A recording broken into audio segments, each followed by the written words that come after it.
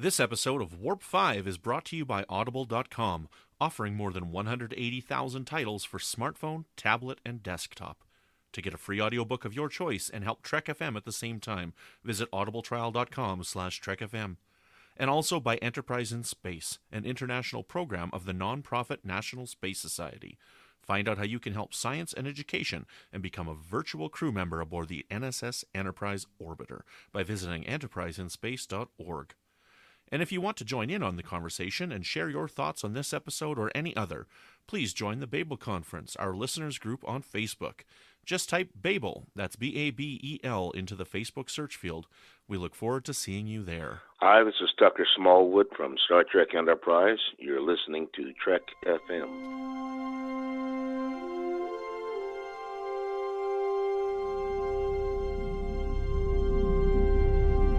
How we doing, Trip? Ready when you are. Prepare for warp. Course laid in, sir. Request permission to get underway.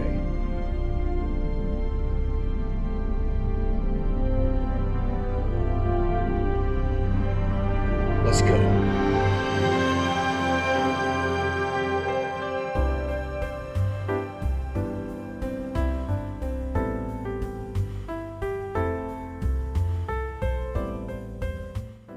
Welcome, Boomers, to another episode of Warp 5, Trek FM's dedicated Enterprise podcast. I am but one of your hosts, Brandi Jackola, and with me this week, returning triumphantly, Patrick Devlin. Patrick, how are you this fine day? I feel like there should be like a Rocky theme playing at this point. Like, dun dun dun dun dun. Whatever. I'm doing great. How are you?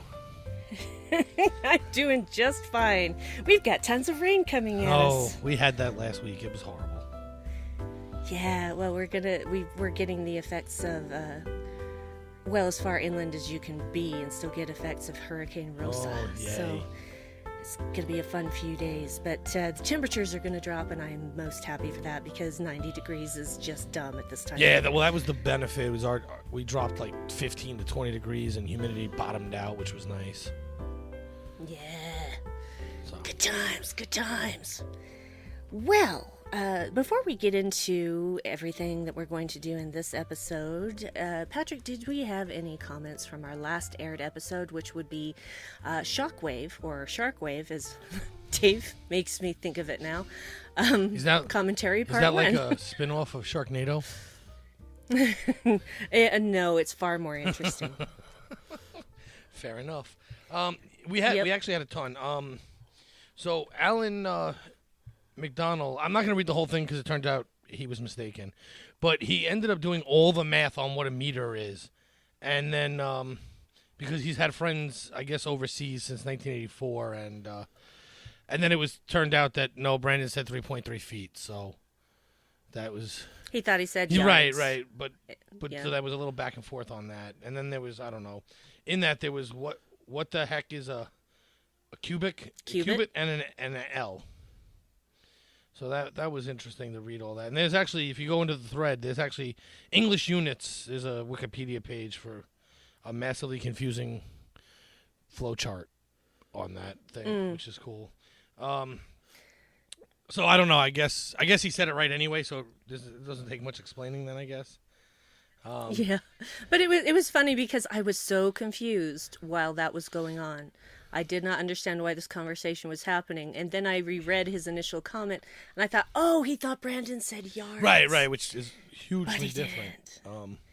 Yeah, no, I was talking about how close a meter was to a yard, in that it's 3.3 feet, and a yard is 3 feet. So, right. Yeah, I think that's where the confusion may have happened. Right. So, and to tack on to that, Nicholas Anastasio says, sign number 107, the future depicted by Star Trek is depicted by Star Trek is truly better. The metric system is a global standard, and actually, it's a universal standard at that point. Like, everyone in the universe uses it, not just on Earth, so that's, yeah.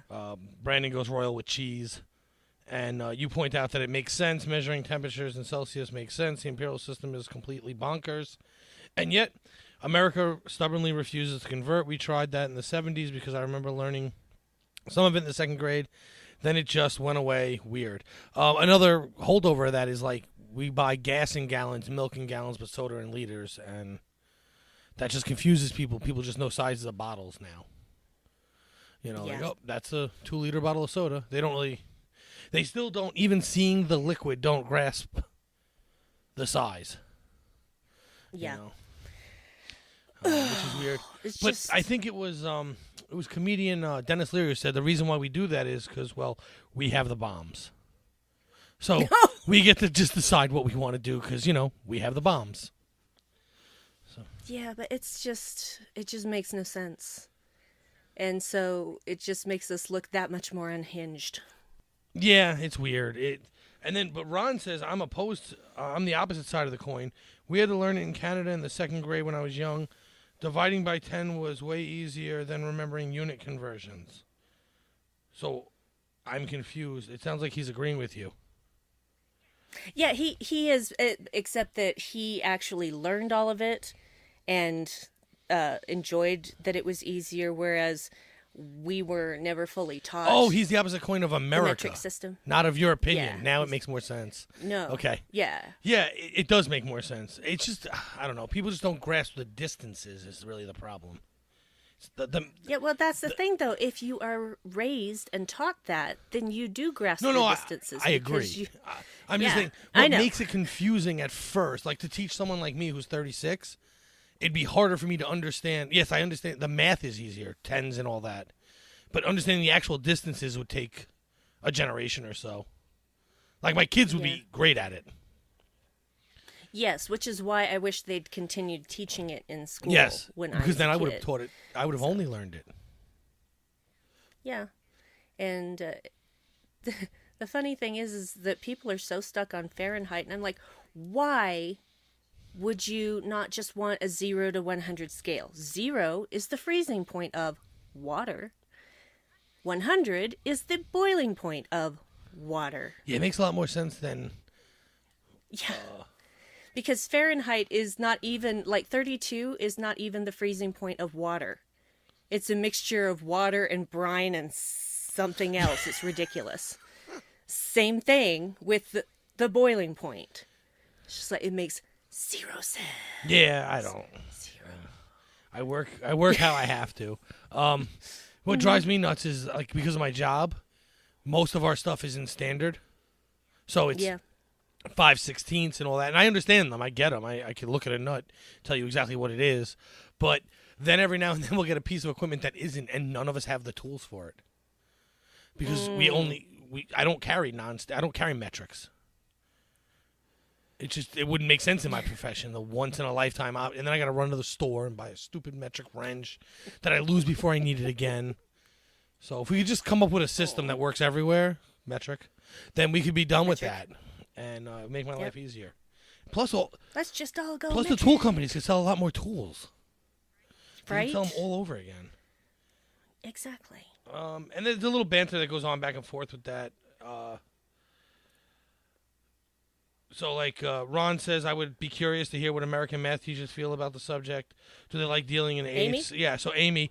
But in all seriousness, I can add to that, too. Even though I'm not a math teacher, I do actually teach math and electrical theory, which we do in the standard form, even though almost all electrical theory was done in metric and whatever. But I don't know. Like I said, because I've always learned it, I don't have a problem with eighths. It doesn't bother me because I've always known it.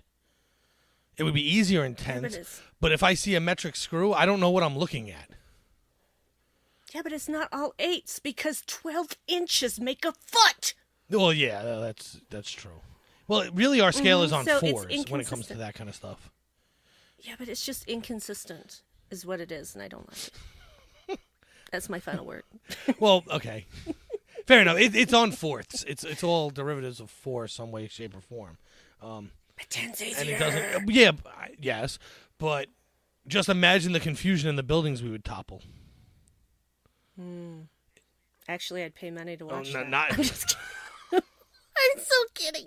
I don't mean that. But no, I'm sure we'd figure out a way. But if tomorrow all of a sudden, I had to start bending pipe, I'd mess up a lot before I got it right, though. Well, see, that's the thing. It's not something that would happen overnight. No, it would have to phase out. Like I would retire still using the standard system. It would be the kids that come up behind me, a generation later, that would start pushing metrics on the job or whatever. So, whatever. And Nick then says, I know seriously, when even the UK, the country that invented this madness, converts, it's time. I think there was a more genuine effort on the part of society, government, and culture to be progressive in the 60s and 70s than there is today. That could account for the experience you guys had in your childhood. I would agree with some of that. Although in the 70s we kind of gave up on it, so yeah, maybe only the 60s. I could do a whole Eddie Izzard bit right now, and you would know yes, exactly it would be what I'm great. thinking of. Yep. So here's a metric system. You want a metric system? Get out of here with your common metric system. But it's true. He makes a great point. That literally a foot was a foot. That's how we got that, right? And then they eventually standardized it to 12 because the average human's foot was what we now know is 12 inches. And for whatever reason, they broke it up by 12. And but the country that came up with that was like, oh, this is no good. We got to get rid of that. And bye. Yeah. So... Because not every human has the same measurement. No, well, they did standardize it eventually. But when you were buying cloth, you always tried to find the guy with big arms. 1, 2. So, anyway, Dennis Leary had it right. We have the bombs. We get to decide. And on that note... Well, we have no more comments after that, so... Yeah, exactly. And unfortunately, we don't have any new reviews this week either. If you would like to go leave us a review, you can do that in many places, which we'll go over at the end of this episode. But please leave us a star rating and written review. We'd appreciate that. And so let us get on with it. As they say, we are doing another writer's room. Come on, Patrick, get excited with me. Writer's room. Okay, yeah, is that better? There you go. Good. Put your shoulders into it. Man, I'm way too white for that. I have all the stereotypical bad rhythm. I just have terrible balance. No, my balance is okay. Rhythm way terrible off. Balance. Way off. Yeah, see, together we would make a whole Yes. One dancing machine. Yes. We would be the best dancing machine hybrid you've ever seen. So this time around, we are doing... Is this going to be an episode or a movie? It's going to be an episode. Yeah, right? a fifth season 5. episode. I'm thinking late season, but yeah. Late season 5 episode. And we are going to go back into some familiar territory from season 4. And... basically, our intrepid crew is going on a secret mission. Yeah, I like this idea because I like I don't like how they answered this in the series. So I think season 5 should give us some answers to some things that I feel like they may have gone back to if they had a season 5. So Agree. We can do it, and people can not like it or like it. That's cool, but we can do it. Everybody's got opinions. The movie was well received, and so I'm thinking that movie we came up with should take place between 4 and 5 too. That would kind of make sense to me. Maybe I'm trying to place because we've written a few things now. We've written the Borg episode would be like an early season 5 episode, in my opinion. Yeah, but the movie has to be set around the time that the Federation is about to form. So it would have to come after season 5. Okay. I was wrong. Fair enough. I'm sorry. No, it's okay. I'll just cry by myself later. No. Okay. No, all right, so that'll be a season 5 after season 5. Okay, so all right, fair enough, fine. So we still I like answering these questions from the previous season that I felt while they gave somewhat of an answer, it wasn't like a final answer to me. So what I was thinking was we can go and finally, on this secret mission you mentioned, we can finally go after Velas. Because the fact that he just gets away and no one ever talks about him again drives me crazy. Agreed. Even if we don't catch him, they never even talk about him again. It's just like, he's gone, it's cool, don't worry about it. Yeah. So he escaped into Romulan space. Yeah, whatever. Yeah, and that kind of drives me crazy. Like, you think he would just, go hide on a planet? I don't think so. No. So, I think maybe for the opening of this episode, maybe we just him on Romulus. Okay. We jump right into the fact that this is going to be an episode actually wrapped around him. And he's talking to somebody. Okay. Do you think... I feel like he would try to insinuate himself into a position of power. Well, I absolutely agree. And I think that this should be the first talkings of that, or something along the lines of early negotiations with somebody about something. Because I think... Well, maybe we'll get to this by the middle of the episode, maybe not, but I think at some point he's going to have to be talking about an attack on Vulcan or something along those lines. Yes. Agree. So maybe not in this conversation. Yeah, but you don't want to do that to start. You don't want to show your hand all at first. You want to get in there. Right, so... And then you want to start implementing your plan slowly. So I think he should be talking to someone... maybe those guys that were controlling that dude who was controlling the drone. Maybe it's something like along those lines. About getting more involved in politics, however that would come about in a Star Trek-y way. Like, he wouldn't just be like, hey guys, how do I get into politics? Like, that's not how it would happen, but I think it should be a conversation that leads you to believe he's looking to get into the political side of the Romulans. Well, and I'm sure that his platform would be, again, the whole reunification thing, regardless of whether that's something he actually wants. Right, and, well, is that something they want? I don't really think that it is, because by the time Next Generation comes around, they still don't want it as a whole. Right, so would that be a wise move? Or would he, maybe he's the catalyst that gets them to truly hate Vulcans. Like, really push them to where they are in the Next Generation era. Ooh. And this is like the start of that. Yes.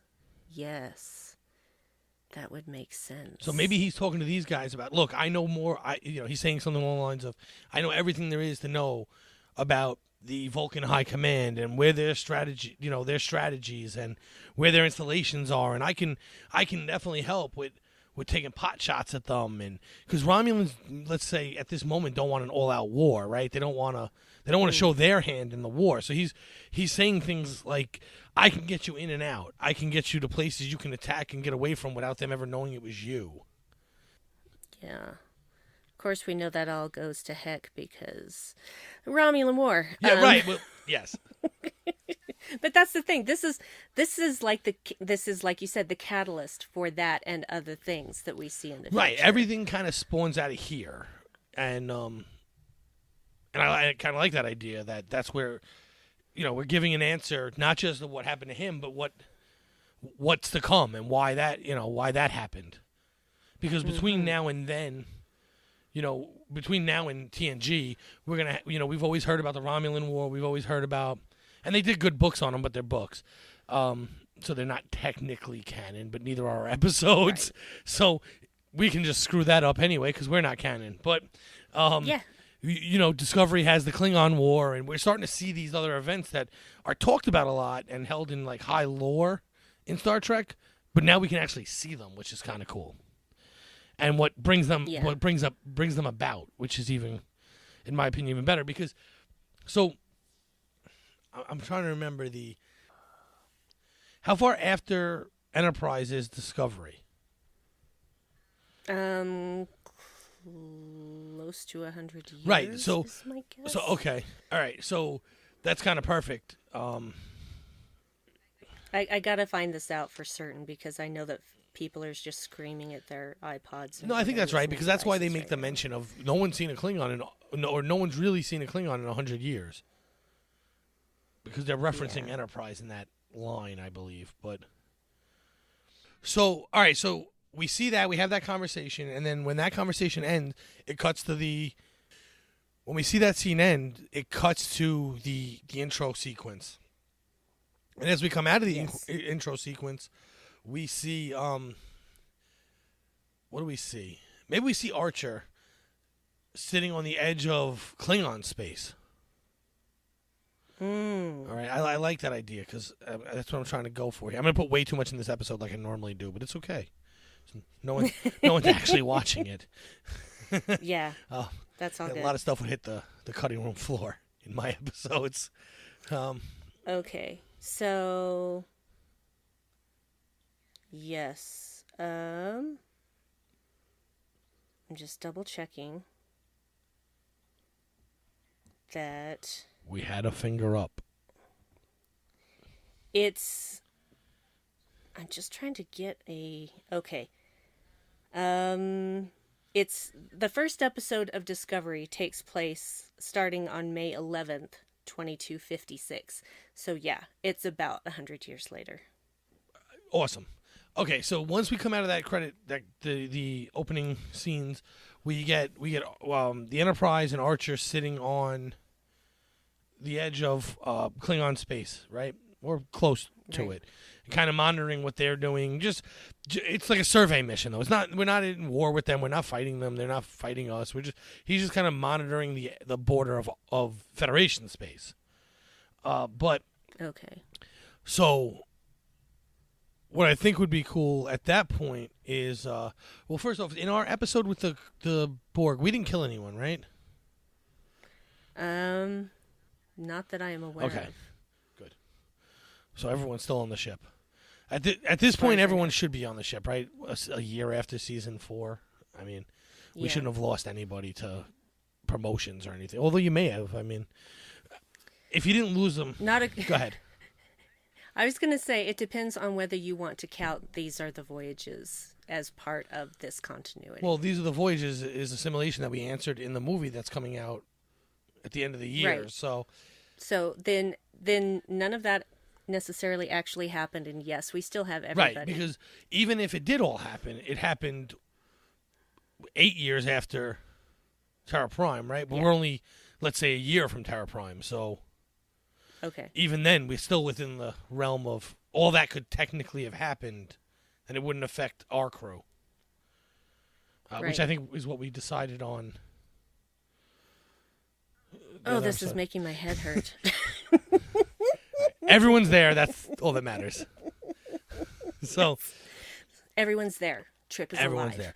there. So Archer gets a call to go. He goes to his ready room to take it, and you hear about this secret mission that they have to go get somebody. Right? That there's There's a fugitive. T'Pol is there because she has experience with fugitives. Right? We already saw that. And it's a Vulcan fugitive. Is all we know now. But obviously the viewer knows what we're talking about, right? Because we just saw that fugitive. So how do you want to play that? Should they be secret, or should Archer be explaining this to the crew? No, I think he needs to say all of this to the crew, but is secret in that no one else in Starfleet knows that this is going on. Okay, yeah, I like that. But you have to tell your crew. I mean, you would think, but he didn't when he had to go to Paul, so. That was a different situation. Okay. Because that was something tasked by the Vulcan government. Well, that's true. But so. Okay, but so is this. Yeah, but it's not just the Vulcan government because Starfleet wants him to. Okay, so why does Starfleet and the Vulcan government want him? Well, because he's I can't say dictator? Yes, he's a dictator whose actions resulted in the deaths of Vulcans and humans. And he also tried to start a war with the Andorians. Hold on for a second. Massive dictator. Hold on. Well, that's the thing, though, is that his actions killed a lot of people, and he used it to incite war and to incite distrust, at the very least, between Vulcans and humans, and to incite war with Andorians. That's a pretty big deal. Right. So, okay. So, they're going to go after him because, and both governments, the Federation as a whole, right? But well, not Federation yet. Well, right, we have the Voyages yet. Okay, so the Vulcans and Starfleet. I just went over this yesterday on the Edge. Starfleet is not a government; it's a military branch of the government. But okay, so Earth and the Vulcans both want Velas because of the acts that he committed that caused the deaths of tons of people on both sides. Yes. And the war he almost started with the Andorians, which could have destabilized a lot of things. And the Federation maybe never would have come to be. Correct. But we don't know that yet. But I mean, they don't know that yet, but we know Right, that. we know that. So... And what's he inciting the Romulans to do? That's a danger as well. Well, that's the thing. But so why'd they wait so long? Because they know so little about the Romulans. I mean, they probably don't even know that Remans exist yet. Very true. So what is the catalyst that gets them to realize now is the time to go get him? Is kind of what I'm getting at. Undercover agent. There's an undercover agent. Okay. So an early Section 31. Yeah, or Starfleet intelligence. There is Starfleet intelligence. Well, maybe there wasn't back then, but you would think that there is now. Sure, Starfleet intelligence. Unless you want to bring Daniels into it again. We're not bringing Q back a third time. No, but I mean, if you brought Daniels in, then he would tell them, okay, you have to go do this now because if you don't, A, B, and C might happen, but I can't tell you what A, B, and C are because it might influence the future, and we can't have that. No, I can only tell you to go do it so it doesn't influence the future by influencing the future. Thank you, Daniels. Yes, he's living just... contradiction. Well, and see, that's the thing. Him. How do we know that his timeline is the best Well, one? not even that. How do we know he's not supposed to come back and tell us that what's supposed to happen if we don't do it? Yeah, exactly. And my brain has now exploded and is leaking out my head. More flowcharts. Okay. Yeah. Timey-wimey. Yeah. Ooh, we're getting confusing. Okay, so they have... I don't even think it should be Starfleet intelligence, though. I think it should be Vulcan. Sweet. Someone who's Vulcan, because they could easily make themselves look and seem Romulan a lot easier, right? Yeah. Which is why I don't think that the Enterprise is the only one who's tasked with going to get him. Right. I think there's a bunch of people going out to get him. Maybe the Enterprise and the Columbia, and then 3 ships from... It is the Columbia, right? Mm-hmm. Good. It's been a long day. And then maybe say, like, let's just say 3 Vulcan ships are going out to find him. Okay. And they're all told to come back to, I don't know. There's got to be a planet right on the border, right? So, the Romulans. Make one up. Well, actually, no. Are there any planets in the neutral zone we know about? Well, let's see. Memory Alpha to the rescue. Because it wouldn't be in a neutral. It wouldn't be a neutral zone yet.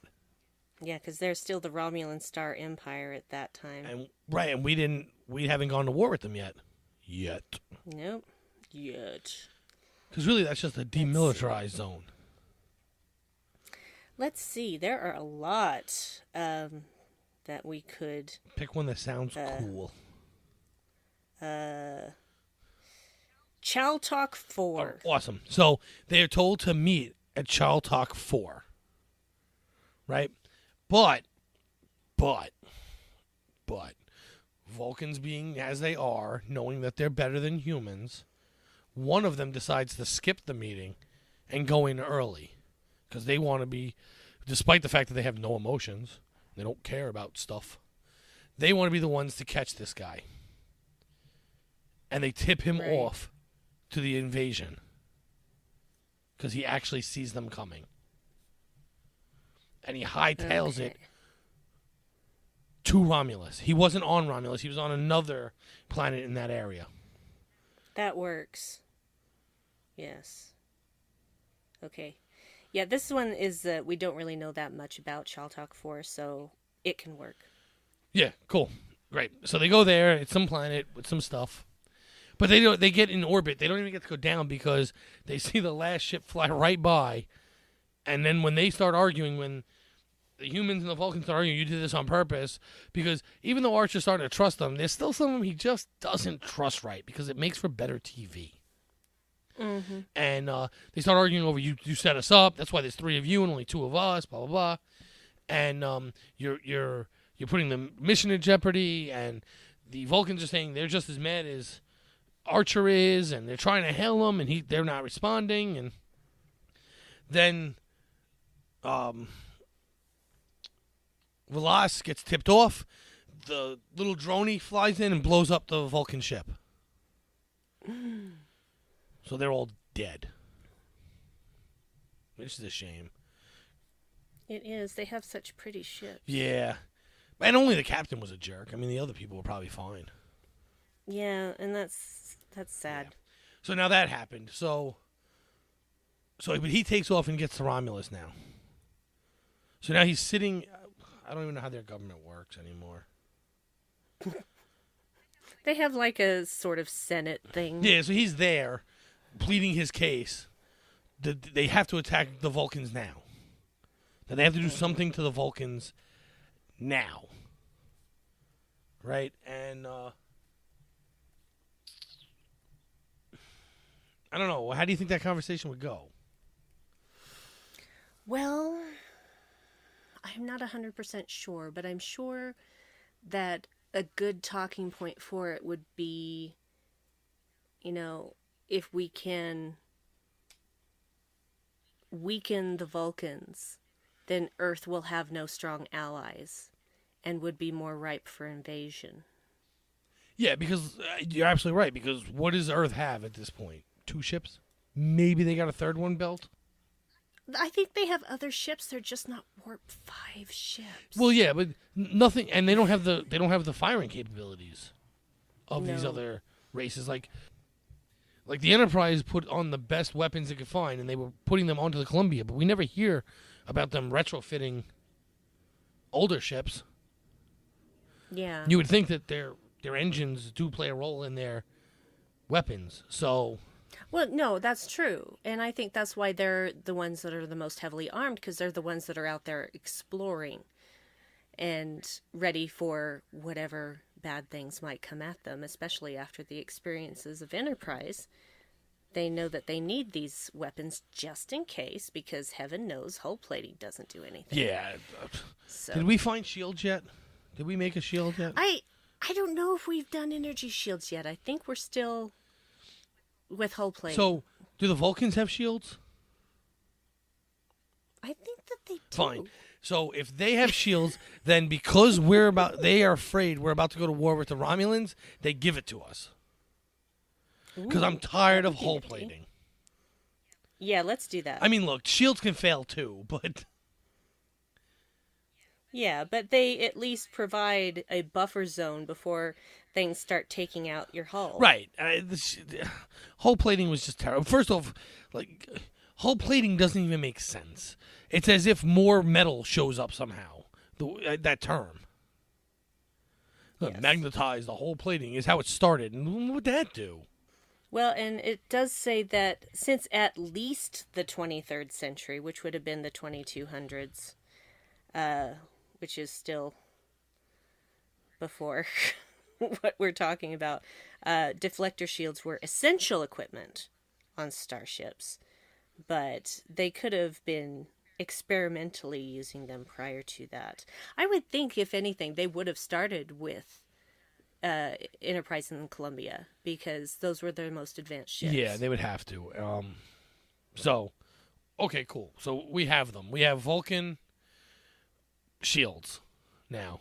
Yeah. Or at least Vulcan shield technology. Even if it's not as good as the Vulcan version, but we're using that because I'm just so sick of hull plating. And if we had only hull plating, we wouldn't stand 4 seconds of a chance in Romulan space. So we'd have to fix that problem. Yeah, so fixed. Right. Okay. So now he's pleading, like you said, he's begging, if we attack them now, then they'll be weak. They don't have the ships to defend against us. Warp 2 ships don't have the ability to make weapons large enough or more powerful enough to attack us. Let's do this now. I would imagine there's got to be some pushback because he is a Vulcan, right? They're not just going to outright believe him, but eventually they must come to an agreement. Maybe when they find out where the other 4 ships are, they decide, all right, let's mount an invasion. Yeah, because basically at this point, we're already in their territory. I say we, as in the collective we of Starfleet. So we've already gone back. We're no longer on a top secret, security mission. We're just out in the open here. Yeah. But fine, we'll do it that way instead.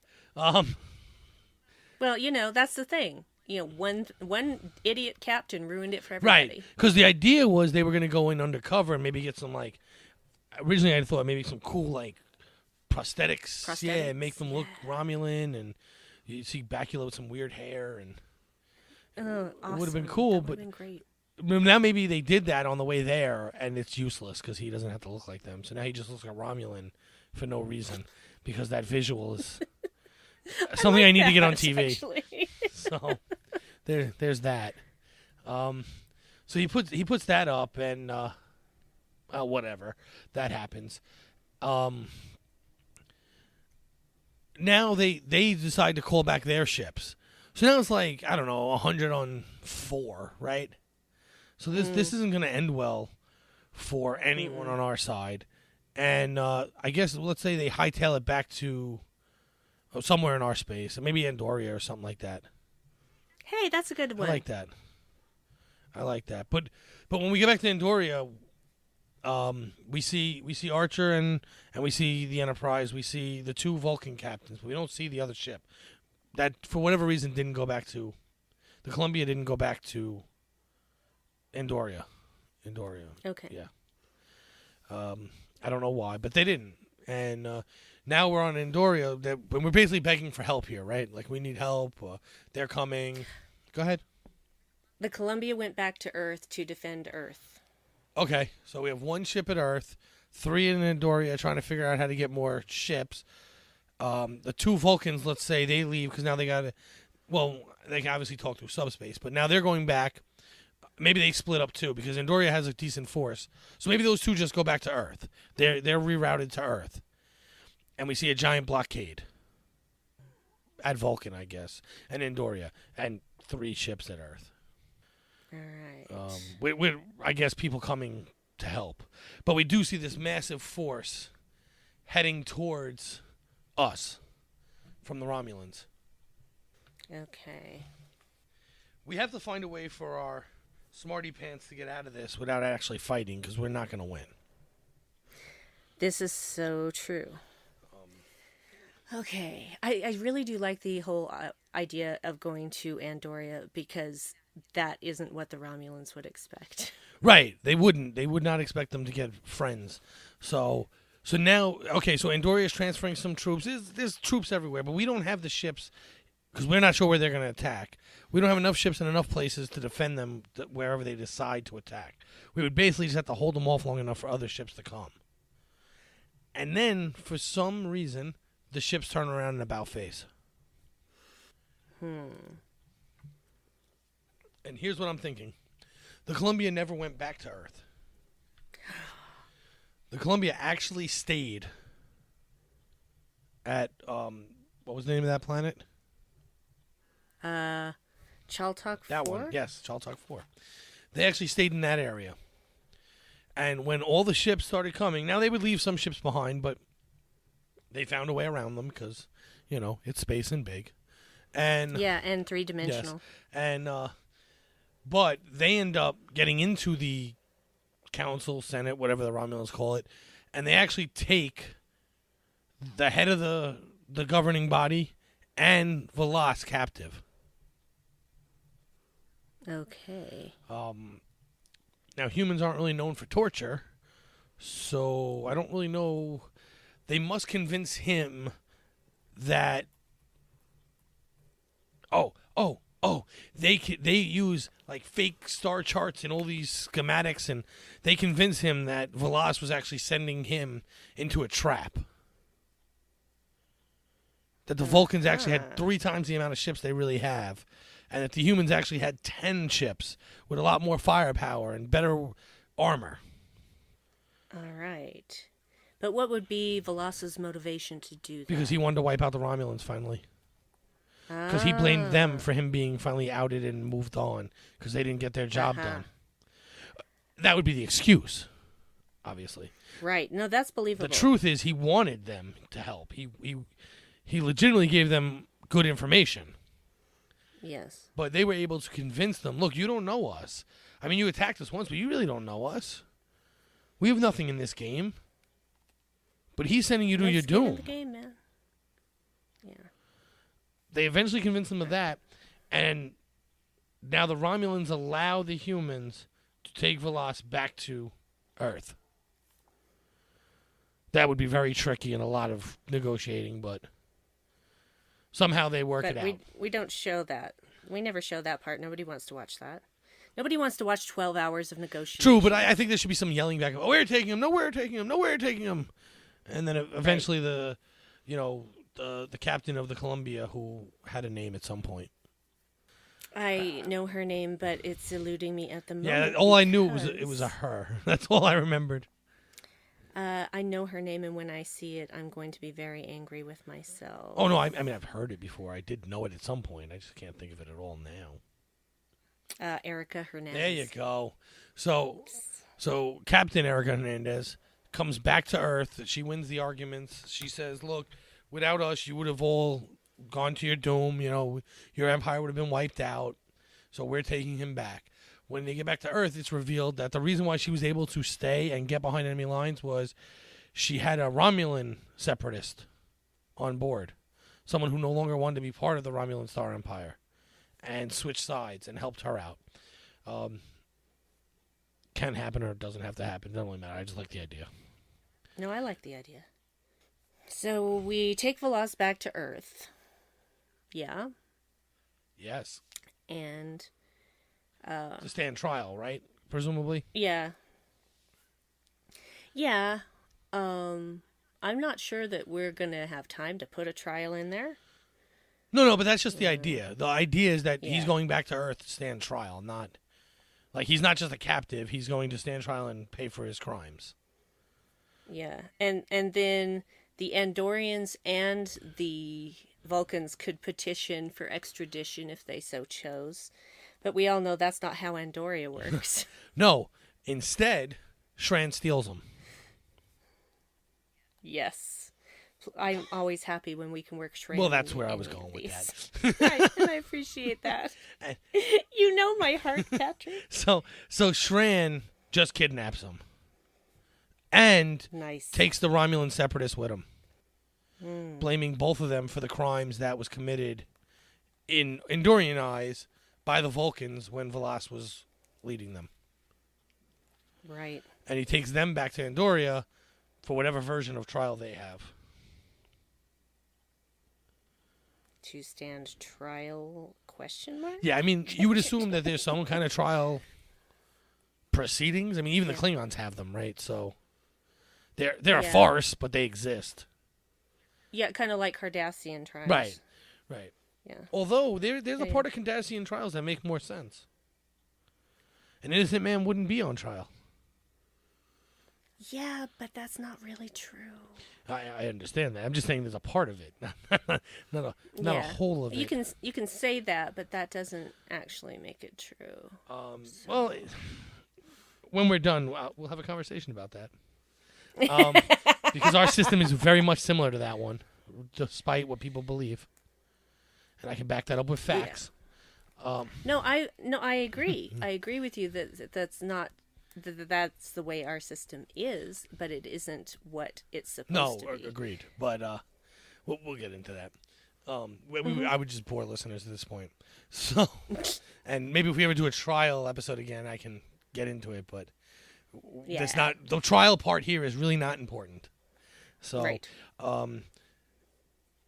Now, so obviously the Vulcans want to hold this guy accountable. The humans want to hold him accountable, and Andoria has both of them, in fact.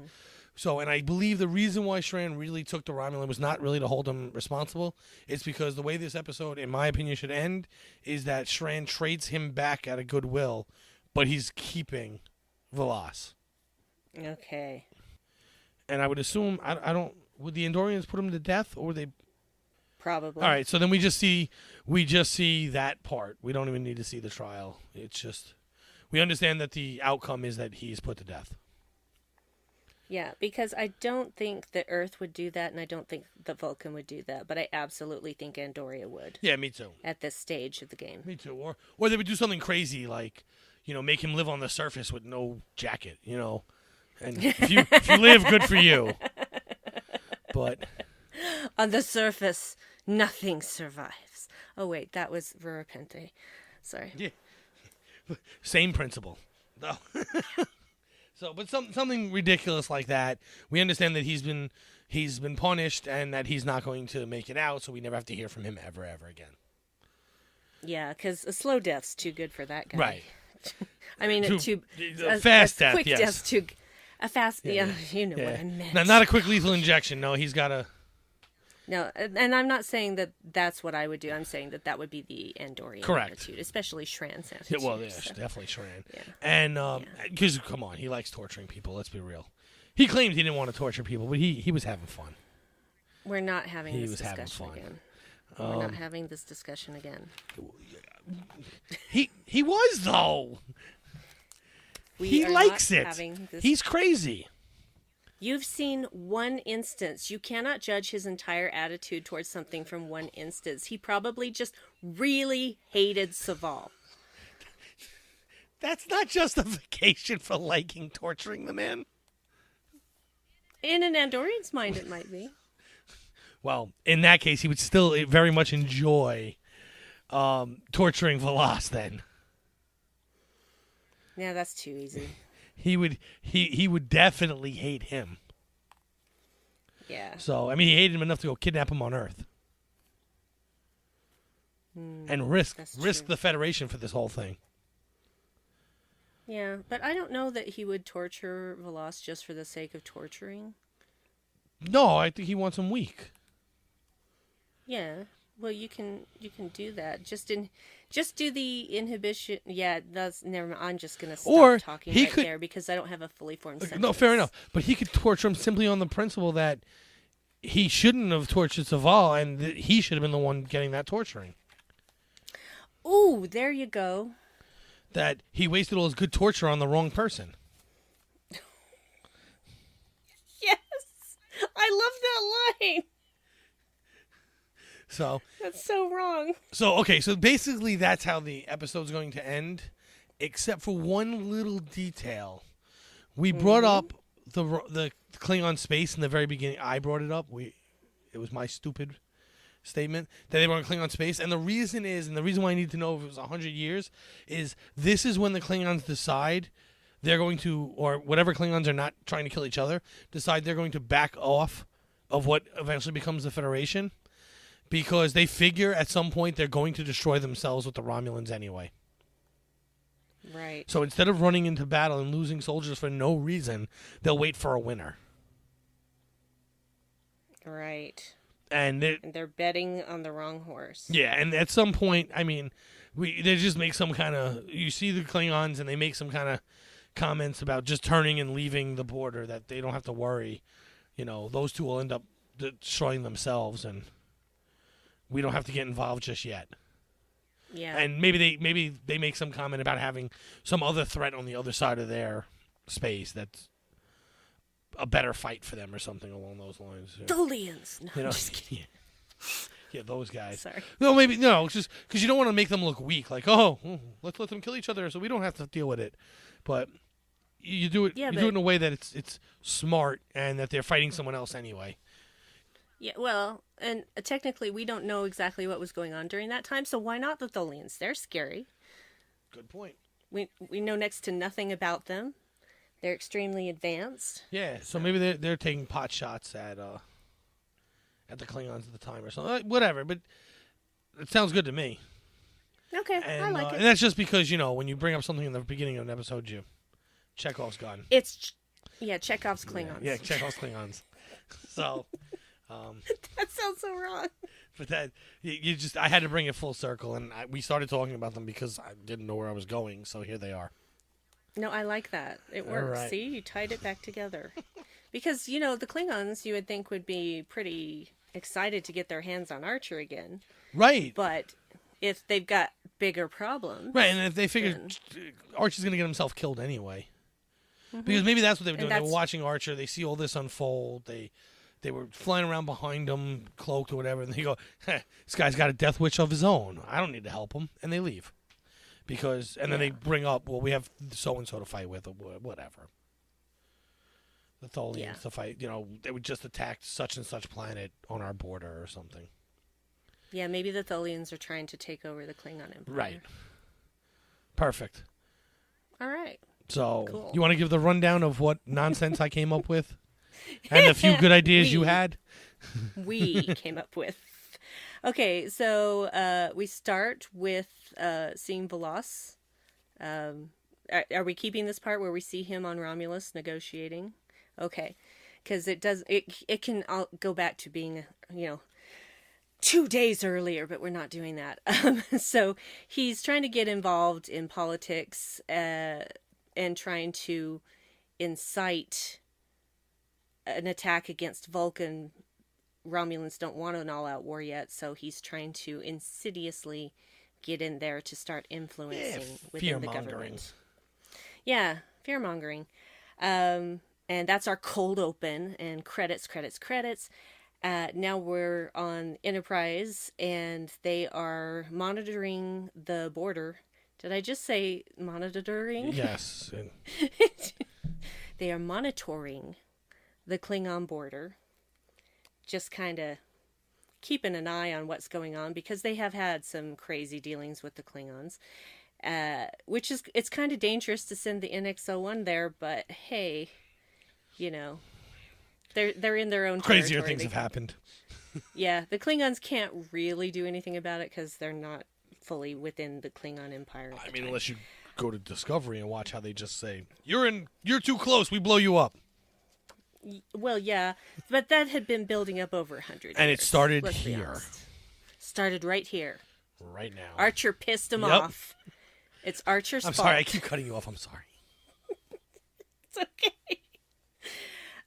So Archer gets a message that there's going to be a secret mission to retrieve a Vulcan fugitive.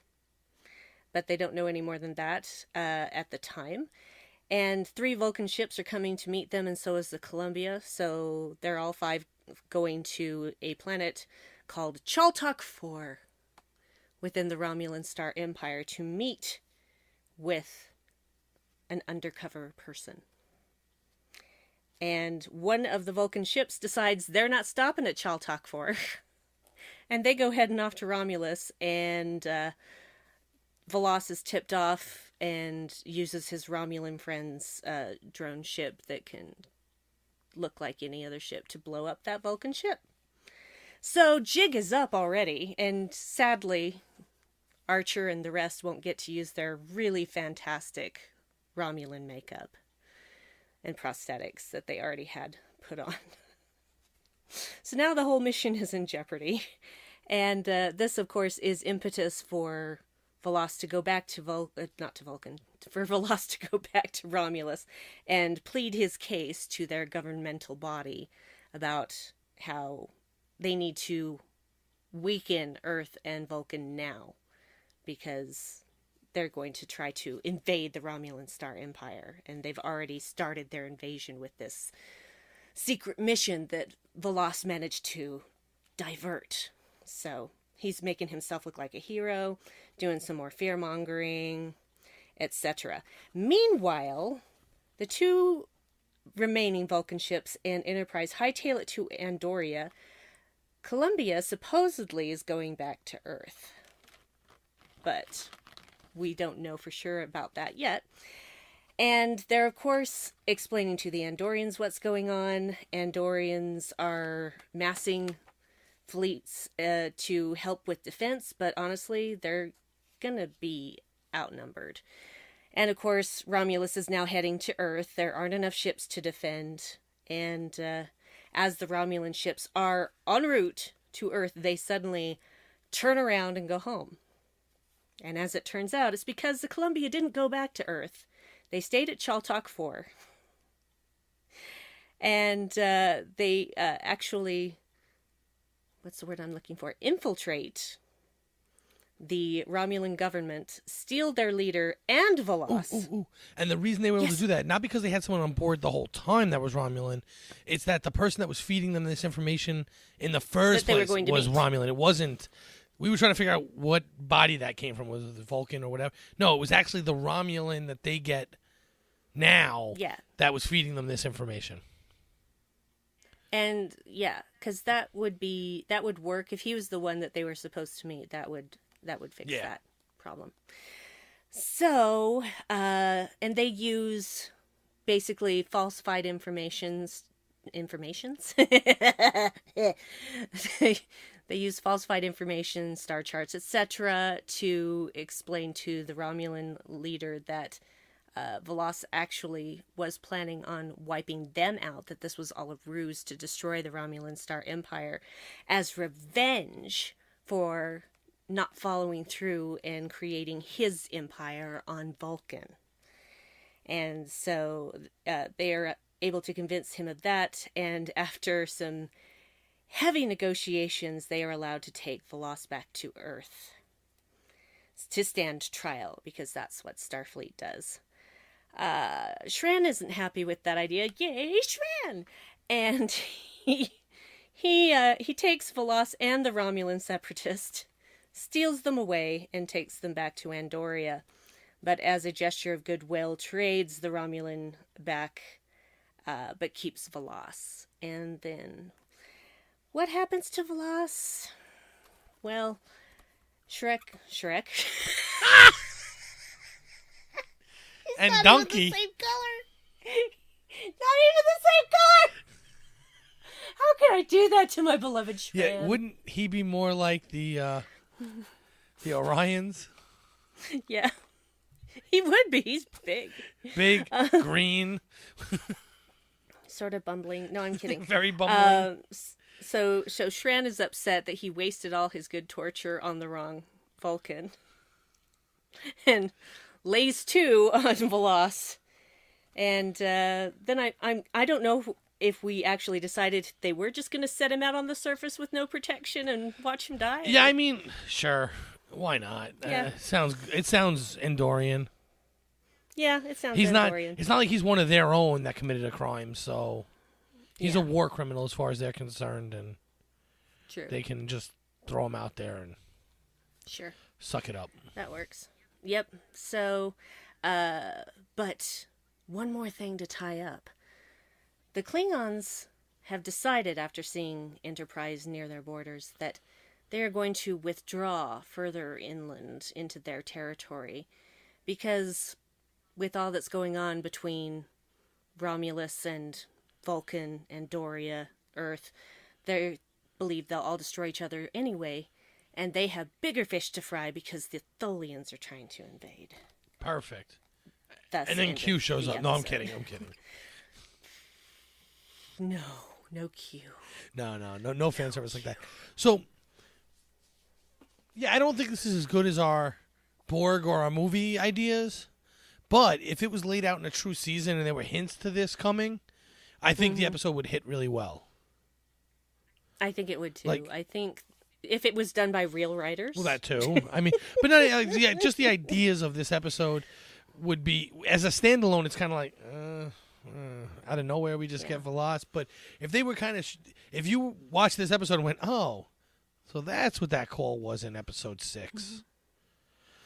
Well, and it could be that the Romulans are starting to make a little more noise where Earth and Vulcan are concerned, and that's why there is this concern and wondering why this is happening now. Right, and so, well, yeah, and if that was happening, if the Romulans were taking like pot shots at ships as they went by or whatever, or blowing up transports or cargo ships or whatever just to cause problems, that could be why the Separatists don't want to deal with this and they want to get out. And it also gives Veloz the excuse to go back and say, look, they're attacking you. No, they're not after me. They're after you. We need to attack now. So. Yep. So, you know, if we actually had lead-up episodes and this all made sense as a season, I think the episode would actually be better than it sounds currently. If that makes sense. And I don't think it's a bad episode. I just don't think it's our best writer's room. Yeah, well, they can't all be, 5 stars. No, I mean, they had Fraggle Rock, and that was professionals. So. Yeah, well. Sometimes you swing and miss. Yeah, so that does it for this writer's room, but talking about Fraggle Rock isn't the only thing we've been discussing on the network. So take a listen to some of the other things you may have missed here on Trek FM. Previously on Trek.fm, Literary Treks. I agree, though. It's fun to say, hey, I know who these characters are. I've seen them before, and now they're all together. That is cool. But at the same time, how realistic is it that they would all know Worf at some point or another? Well, it's just further evidence of my thesis that Star Trek is the story of Worf. This is what I've always said. Worf is the central character in everybody's lives in Star Trek. The 602 Club. And what was, in some ways, I think, poignant for where we are today. The word Nazi gets thrown around a lot. But I think the beauty of who Juliana is that she sees past even the word Nazi. Mm-hmm. And I think that's really important. I think that is we need more messages like that. The Edge, a Star Trek Discovery podcast. Okay, next year, that's my goal. I will carry the Haley mojo. You'll have the head, so. Yes. I'm acting in behalf of Haley. Give me a hug. Yes. As long as you don't tackle them on the way to the staircase, I think it's okay. To the journey! So they don't call it a navy, they call it the Federation Naval Patrol, but same difference, it's basically a navy. But what is its reason for being?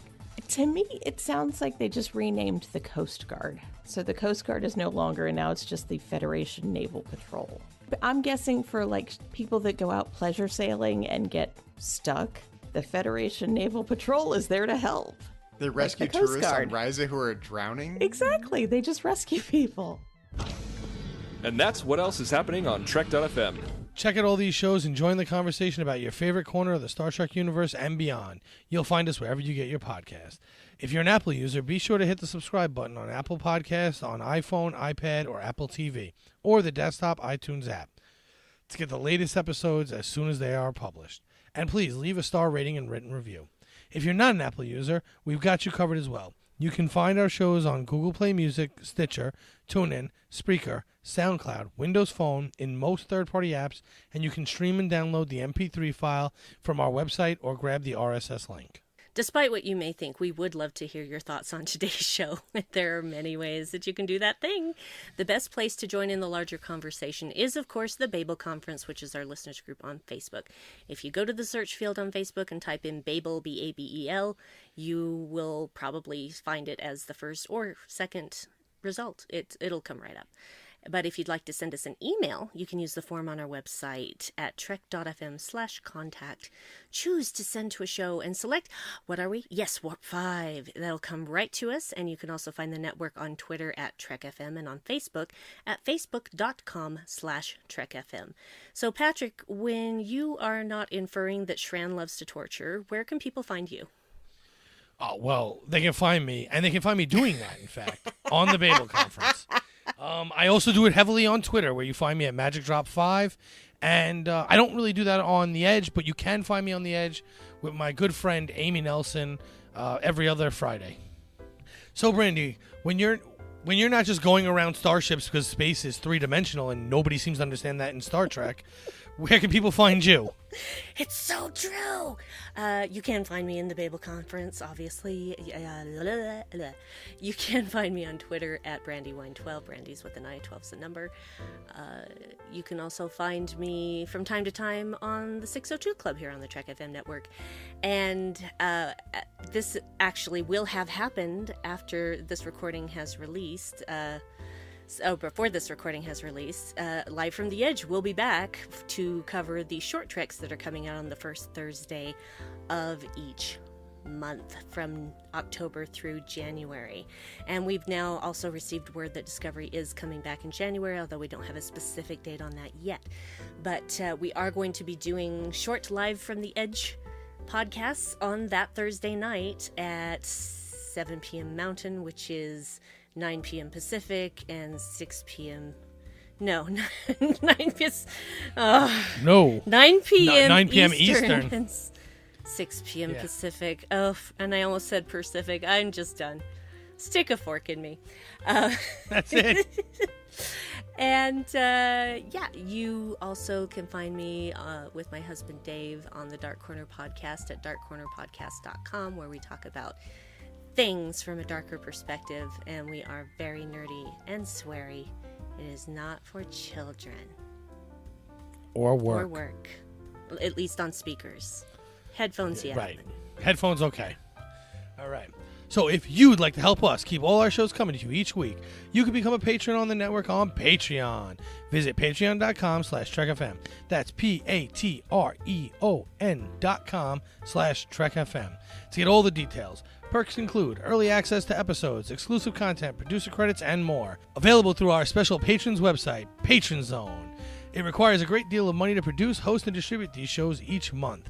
We really appreciate any support you can give us and hope you'll join the team. Again, you'll find all the details on patreon.com/TrekFM. Somehow I hit a second wind right now.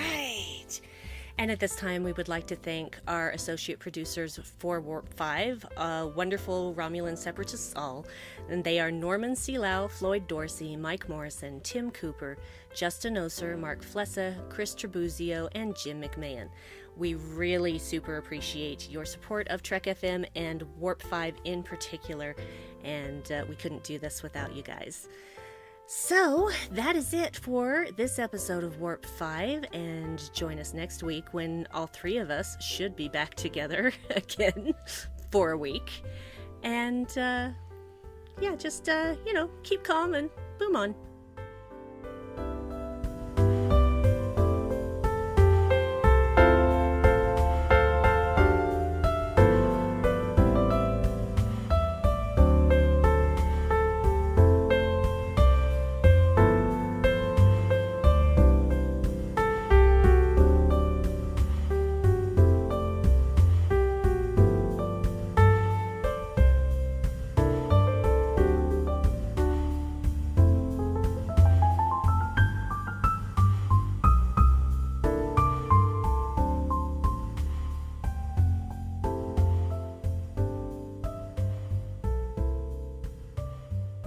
Welcome, boomers, to another episode of Warp 5 Trek FM's Deaded Enterprise. Deaded? I was gonna let it go. So just to be sure, when I was growing up, if you said I deaded something, it meant you ended it. So yes, I know.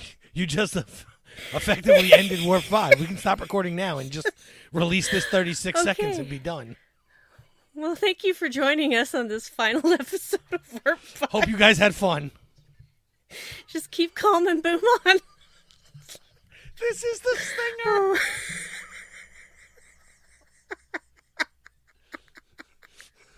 Boy, right out of the gate. Woo! Found that one quick.